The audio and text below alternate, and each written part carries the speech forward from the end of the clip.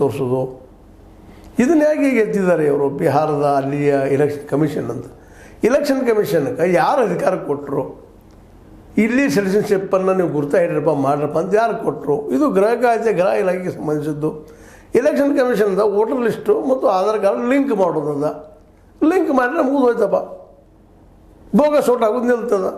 ಯಾಕಂದ್ರೆ Aadhaar card voter list ಅಥವಾ EPIC card ಅಥವಾ ಮತದಾರರ ಚೀಟಿ ಇವುಗಳನ್ನು ನೀವು ಏನಪ್ಪ ಅಂದ್ರೆ ಕೂಡಿಸ್ಬಿಟ್ರಪ್ಪ ಅಂತಂದ್ರೆ ಯಾರೇನು ಬೋಗಸ್ ಓಟ್ ಯಾರದ್ದು ಎಲ್ಲವರೆಲ್ಲ ಗೊತ್ತಾಗಿಬಿಡ್ತದೆ.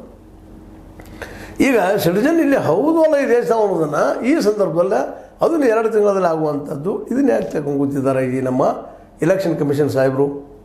ಎಲೆಕ್ಷನ್ ಕಮಿಷನ್ಗೆ ಈ ದೇಶ ಸಿಟಿಜನ್ ಹೌದು ಅಲ್ಲೋ ಅನ್ನುವಂಥ ಐಡೆಂಟಿಫಿಕೇಷನ್ ಮಾಡುವಂಥದ್ದು ಇವ್ರಿಗೆ ಯಾರು ಕೊಟ್ಟಿದ್ದಾರೆ ಅಧಿಕಾರ? ಇವತ್ತದ ಪ್ರಶ್ನೆ ಸುಪ್ರೀಂ ಕೋರ್ಟ್ನಲ್ಲಿ ಬಂದದ. ಇವತ್ತು ಸುಪ್ರೀಂ ಕೋರ್ಟ್ ಸ್ಪಷ್ಟವಾಗಿ ಹೇಳದ, consider Aadhaar EPIC ration cards as the proof of voter. ಸ್ಪಷ್ಟ ಡೈರೆಕ್ಷನ್ ಹೇಳದ, ಸ್ಪಷ್ಟವಾಗಿ ಹೇಳ್ಬಿಡೋದು, ಇಲ್ಲಪ್ಪ ನೀವು ಅದು ಮಾಡ್ಲಿಕ್ಕೆ ಹೋಗಬೇಡ್ರಿ ಅನ್ನುವಂಥ ಮಾತನ್ನು. ಹೀಗಾಗಿ ಏನಪ್ಪ ಅಂತಂದ್ರೆ ಇದು ಈಗ ಇದು ಎತ್ತಿದ್ದು ಒಂದು ರೀತಿ ಈ ಭಾಳಷ್ಟು ಜನ ವೋಟರನ್ನು ವೋಟ್ ಹಾಕೋದು ತಪ್ಪಿಸೋದು.